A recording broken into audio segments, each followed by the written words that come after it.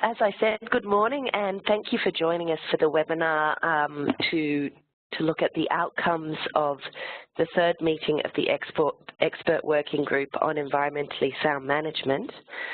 I'll just give a quick rundown of what we will cover today. Firstly, we'll look at the mandate of the Expert Working Group for those of you who aren't familiar with its work. Then look at, back to the framework on environmentally sound management, which was adopted by the last conference of the parties. And then I will really give an overview of the work that has been done by the 3 meetings of the Expert Working Group during this biennium. Lastly, I'll look at what's being done to prepare for the upcoming conference of the parties in May with regard to this work, and then there'll be an opportunity for questions and answers. So the mandate of the group originates from the 11th meeting of the Conference of the Parties. Many of you will be aware that there is the Indonesian-Swiss country-led initiative to improve the effectiveness of the Basel Convention. And this particular initiative, which has germinated over time, currently focuses on 3 areas to improve the effectiveness of the convention. The first being how to assist parties in ratifying the ban amendment for those who have not done so. The second is developing guidelines for environmentally sound management, which is the subject of this webinar today. And the third is developing guidance on legal clarity, or providing further legal clarity on certain terms found in the convention. But as I said, today we will focus on guidelines for environmentally sound management. So under this part of the CLI work, an expert working group was formed of 25 experts. This was back in June 2013, and they were mandated to basically develop some short-term actions to support the implementation of ESM and the ESM framework, and to develop a longer-term work program, which would really be to take their work from COP12 forward, so from this May into the future. They were requested to report to both the 9th meeting of the Open-Ended Working Group, which was last September, and to the COP, which is coming up in May. So just to take a moment to revisit the ESM framework, which I've mentioned a couple of times already. The framework was adopted by COP, I've already mentioned, and really it was part of the CLI initiative was to call for greater clarity on what the environmentally sound management of waste actually means at a practical level.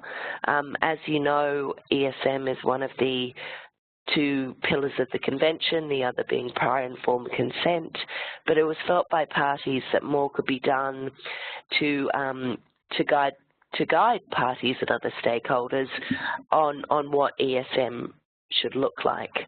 Of course, there's already the technical guidelines, but it was felt like there needed to be more information to help.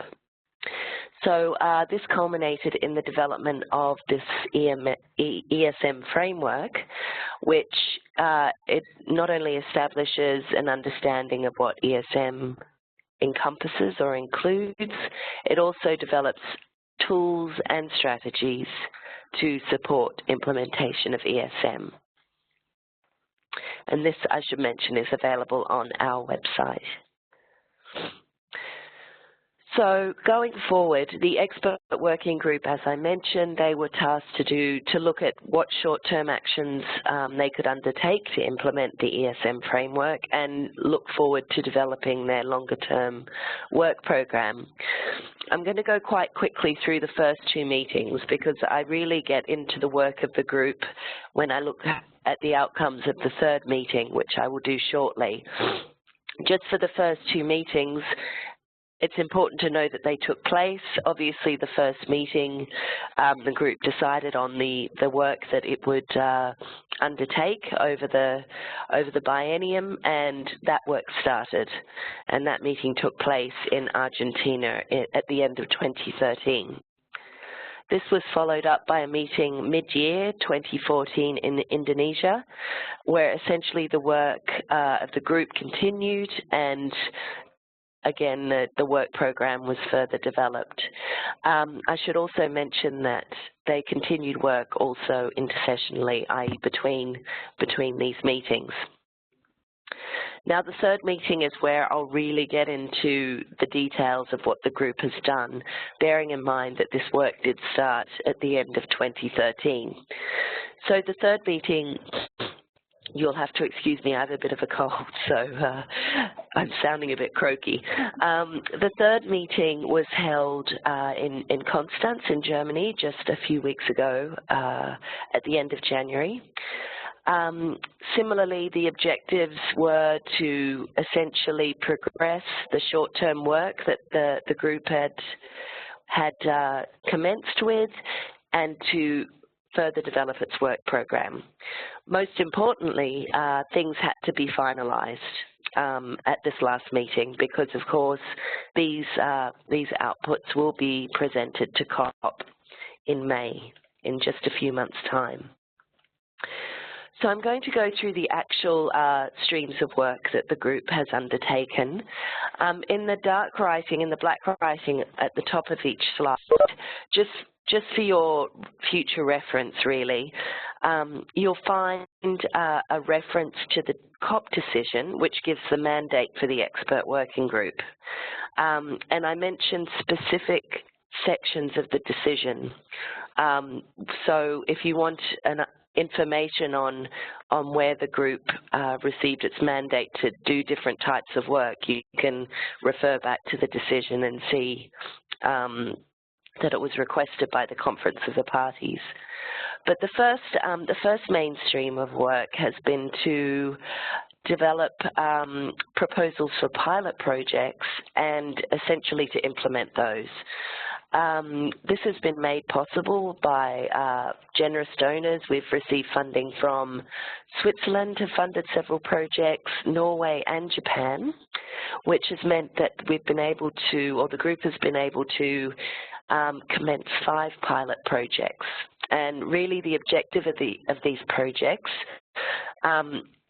is to demonstrate or implement ESM, also to use the different tools developed by the group to test those, for example.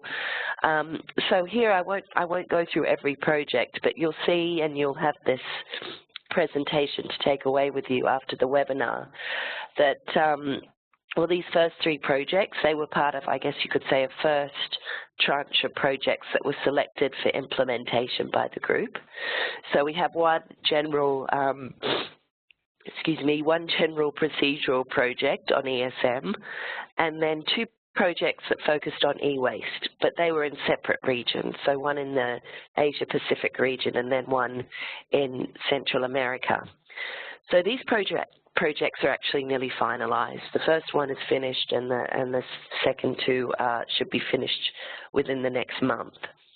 And the group has been monitoring the progress of these projects. Next, at the third meeting, a further 2 pilot projects were selected. So the first of which is going to be looking more into the issue of insurance bond and guarantees, which is a requirement under paragraph 11, article 6 of the convention. And through discussions in the group, it's been found that more clarity is needed in terms of how this mechanism works. This was a project submitted by Argentina, which will be undertaken in South America. In addition, China submitted a project proposal on the treatment and transboundary movement of used lead-acid batteries. And that project will focus on ESM of ULAB in China and other selected Asian countries.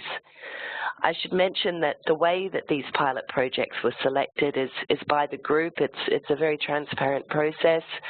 There was a set of criteria defined before the call for pilot projects was made, and on the basis of those criteria, the pilot projects were selected by the group.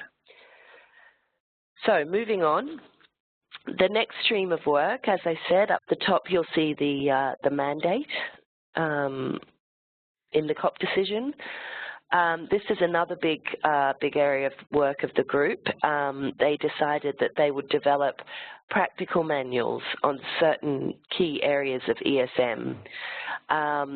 They determined that it would be very important to cover policies and legislation, the licensing and permitting process, certification schemes and prevention.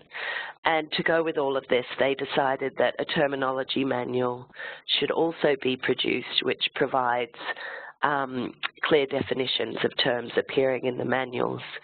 They also started working on an insurance and liability manual, but were unable to finish this at their third meeting. So this is actually still being developed over the coming months and will not be submitted to the Conference of the Parties. In undertaking this work, some of you will be aware that there is a parallel process on legal clarity, looking at a glossary of terms, just to confirm that the group ensured that there was no duplication between the work that they were doing and the work that was being done by the legal clarity group. Next, again, the mandate from the COP asked the group to look at guidance on certain waste streams. The group had decided at its first meeting to develop fact sheets on certain waste streams. They chose the waste streams listed below as the priority areas that they would look at. So these fact sheets have been developed over the past year and will also be submitted to COP, but I will get to that shortly. Next, now this is not an outcome of EWG3 per se, but it is work that has been undertaken in the biennium. The group was asked to look at useful training and other information materials already available on ESM, which was done, and the outcome of this assessment was considered at its second meetings. I've included this here just to say that the recommendations coming from that particular report are included in the work program of the group, which I will come to in a moment. Oh, I think I may have skipped a slide. And lastly, one of the items in the mandate of the group was to look at how to encourage the private sector to implement and invest in environmentally sound management. To do this, as a first step, the group had two of its members, one from the private sector, or actually I should say a private sector observer, and one of the group's members have just completed a report on private sector incentives, and that will actually be sent to the COP as well. Now coming on to the next big piece of work, which is of course the work program. So this is something that the group has considered at all three of its meetings. Of course, the work program is of great importance as it will shape the work of the group over the next biennium and is certainly subject to adoption by the 12th meeting of the Conference of the Parties. So looking at how the work program looks at the moment and will look when it is submitted to COP, the group has finalized the objective of the work program, which, well, it's quite straightforward to support and implement the ESM framework. They decided that the best way to do that would be to develop a toolkit. And the toolkit, if you look towards the second half of the slide, would comprise of many different tools. For example, you can see manuals and fact sheets, many of which are already in development, different types of training program models, and as you move down the list, you'll see some things are already being done by the group, others would be started after COP12. I should add that the work program actually has additional information in it. The group has also looked at what activities it could undertake to complete these tools you see listed below.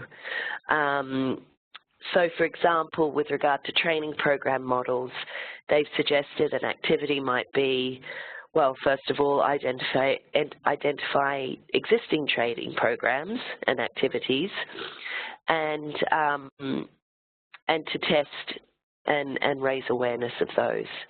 So that's just an example of an activity, and but this will be available in a full document submitted to the Conference of the Parties. So we come now to the final slide of my presentation, which is looking at how this information is going to be taken forward to COP.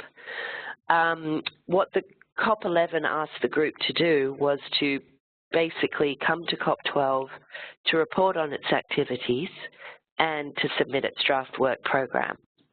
Well, the group is actually going to bring a little bit more to COP than just a report on the activities. It's actually going to submit some of the outputs of its activities. So looking at the COP documents, you can expect to see they should be released, I think, within the next month. You'll have an overview document on the CLI, which will not only look at the ESM work I've discussed here, but it will also address the ban amendment and legal clarity work.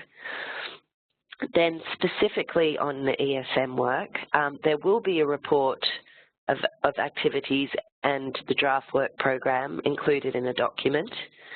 So that is really the COP mandated work. Additionally, the group saw benefit in submitting the practical manuals it's developed and is actually having those translated. So it's hoped that COP would endorse those manuals and that they could go forth for use in national settings. Finally, as information documents, the group is going to submit the fact sheets it's developed and this private sector incentives report. So quite a lot of information coming for COP. Really what COP will have to decide is, well, if it, how it wishes to deal with these outputs of the group. Hopefully they can be endorsed and used moving forward. But also very importantly, whether it will adopt the work program of the group and whether it will extend the mandate of the group to continue its work. So there's quite a big discussion coming up in May on this particular issue. Right, so I'm going to finish there and give an opportunity for colleagues to ask questions. Thank you very much for your attention.